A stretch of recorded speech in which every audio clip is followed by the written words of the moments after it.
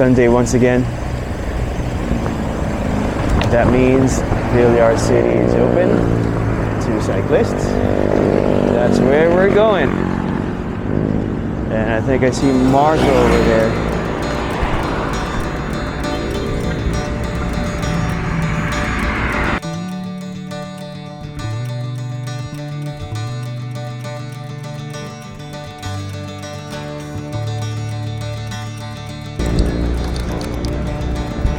Ayaw mag-shift ng RD ko. Ito na naman yung sakit ng Di2, where the right shifter coin batteries drain fast kahit hindi ka... Wait, is it open? Saan ang entrance? Ayun, ito. At sa kaliwa. Anyway, so I can shift. And naka-easy gear ako ngayon. Hey man, tara. Tara. Teka, ayaw mag-shift eh. Talaga? Yeah. Parang bigla pa.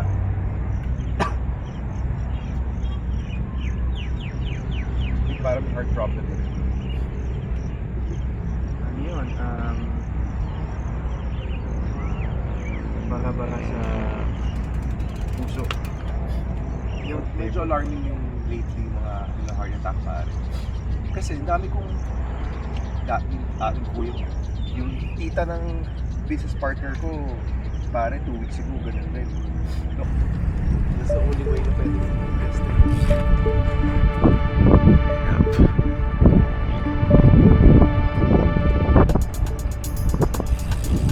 Hanggang kailan kaya ganito sa Villar Avenue? Ang gandang e-bike eh, sa totoo lang eh. Pero sabi ni Mara, parang Eh oo, konkreto pa eh. Yeah. kaya lang yung scenic basis. Oo nga, konkreto pa nga siya. Typically sa mga new roads, concrete muna eh. Then after mga 10 years, patong ng asfalto. Wow, may extension. Hindi naman tayo pinituhan ng guard, but... Meron ka no? Hangin. Parang malambot ano? Meron. Now? Let's do it now? Malambot. Sa itsura, hindi.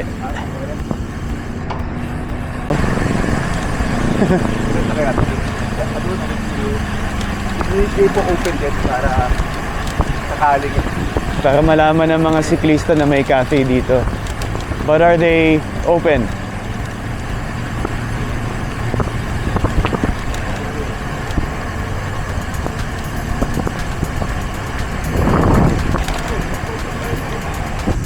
So they opened up another section dito. Mas mahaba na. May pakanan tapos may pakaliwa. Bigger and better. And cordoned off din. Kasi ginawa nilang two-way yung kabilang lane. Gusto mo mag-tempo riding like these guys. And it goes on. Gandun pa, you see that climb over there. Kumana na tayo, tuloy pa rin. Fake lang pala yung tarik. Illusion. Kasi we're hitting a valley eh. Kaya mukha siyang talaga mataas. Parang yung vista ng mahabang parang, if you look at it from the other side, parang napakatindi. There you go. I see the U-turn. Haba din. Halos 8 kilometers.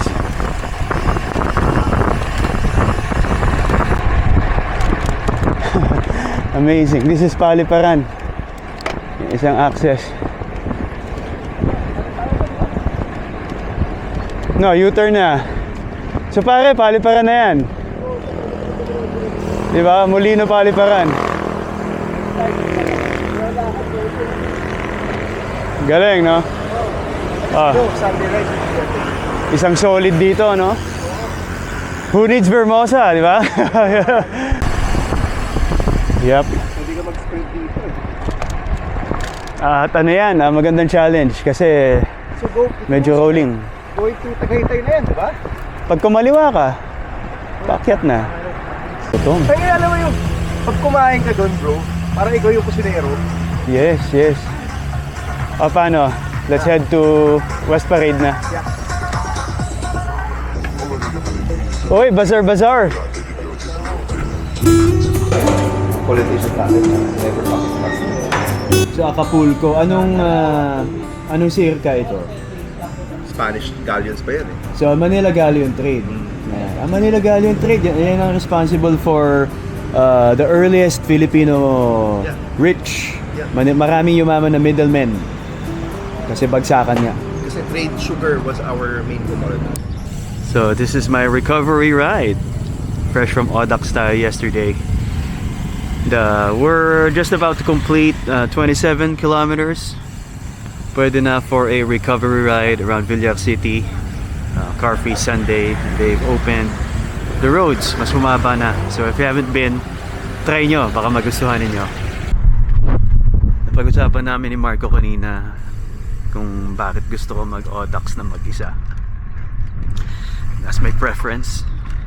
Pag Audax gusto ko talaga solo, and the reasons are very personal. No? Two main reasons. Number one, it's more practical. Practical kasi for a ride that long, I want to do things on my own terms. Okay? Gusto ko mabilis ako. Gusto ko mabagal ako. Wala akong hinihintay at hindi ako nagpapahintay. It's just better that way. Kung gusto ko tumigil to eat, I'm gonna eat.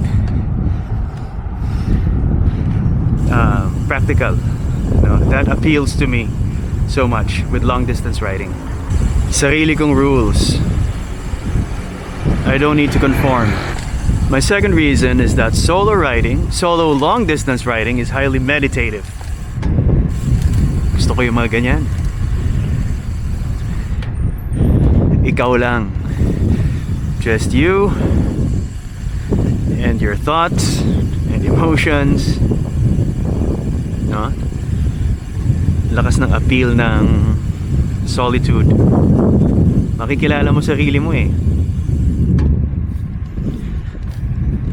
So if you haven't done a solo Audax or a solo 200-kilometer ride, kahit hindi official Audax, try nyo. You know, if you want a real escape, a solo endurance ride will give you that escape. Most people like to do Audax as a group. Ganda yan. I like that too.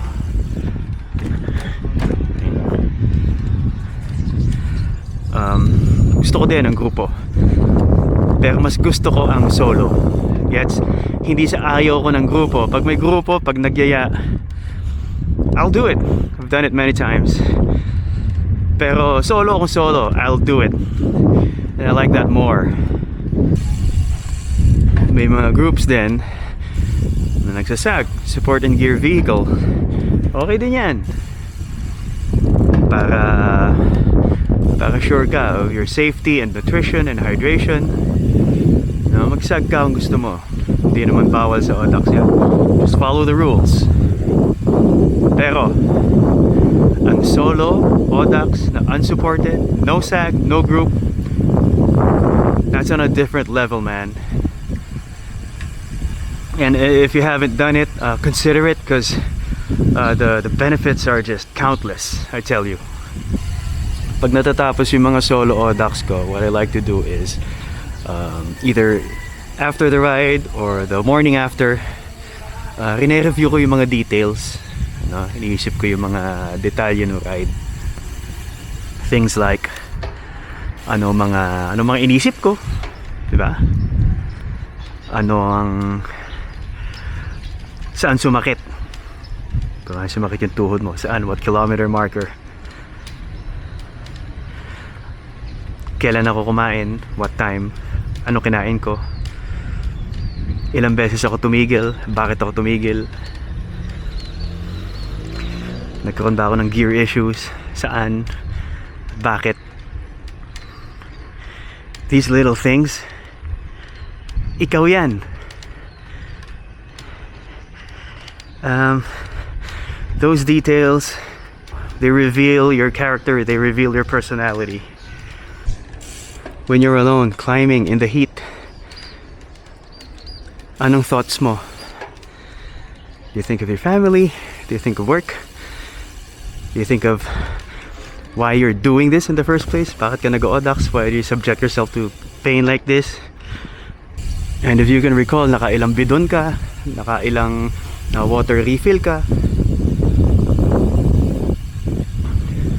You'll get to know yourself physically in terms of what your body needs and how you nourished your body, how you addressed body issues. You'll get to know yourself mentally, spiritually. You get the idea. Magandang take a moment to review the details of your long ride. You'll get to meet yourself. And bonus, makikilala mo din ang gamit mo. Diba? Okay ba yung jersey mo? Okay ba yung bib mo? Sapatos mo ba pang long distance? And it goes without saying, there's a great sense of pride pag nakakompleto ka ng solo ODAX. 200, 300, 400, 600. Nasa sayo na yan. Highly recommended. Alright, let's spend a minute here dito sa dalawa kong bote kasi marami nagtanong sa IG tsaka nagko-comment dun sa ODAX video ko. Yes, these are true game changers. These are steel bottles, okay? May mga naka-recognize na aqua flask ito and tama kayo. This is an aqua flask. This is my wife's bottle. She's got 100 of these. And this is my spare. This is my refill bottle. My active bottle is the Podium Camelback Steel Series. So, bakal din siya. Okay? And there's two sizes na to. Ito yung mas maliit. May mas malaki kasi niyan. Ito lang ang binili ko kasi I just wanted to try it out. And this is my active bottle. Dito ako umiinom. Pag naubos na to, kung ano yung contents nito, ililipat ko dito. Pag naubos na rin pareho or naramdaman kong gumagaang na to, titigil ako sa store. I would refill both bottles. So, ganun ang concept. Ideally, dapat dalawang Podium Camelback. But isa lang yung binili ko kasi I just wanted to try it out. I've heard so many good things about steel bottles. Ano pakilala sa akin ng steel bottle actually si Manny. He has a Bevo. Yeah, well, he has a set of Bevos. Ibang brand naman yun pero steel din na sports bottle with a sports nozzle. Aqua Flask doesn't quite work, no? Pwede siya as a refill bottle as I mentioned. Sports bottle na rin siya may tuturing pero gym lang siya eh. When you're on the move, you want something like this na babaliktarin mo lang, ihigupin mo lang, lalabas na liquid. This has a thick straw inside. Pero gravity works, no? Pag ibaliktad mo, tutulo na siya na natural as long as open ito. Pwede mo rin siyang higupin because straw nga yung concept niya. And a konting higup lang, lalabas na liquid. It's very efficient. And I used to doubt steel bottles and I stayed away from steel bottles for a long time. And I'm glad I discovered it. So that being said, bibili na ako ng isa pa nito. And I'm gonna buy a bigger one para meron na akong a proper bottle na hindi na kailangang spare. So Aqua Flask, not putting them down, but if you have a version na may straw at may sippy thing na rubber nozzle, like a proper cycling bottle, syempre, kung ano yung meron, yun ang bibili ko. And if Aqua Flask makes it, I'm gonna buy that too. Pero for now, I'm definitely gonna get another Podium bottle. Binili ko to sa GoPedal kay Boss Andy. Thank you for the easy transaction. Bibili ulit ako sa'yo. That comes in many different colors. So it's a true game changer. Steel bottles.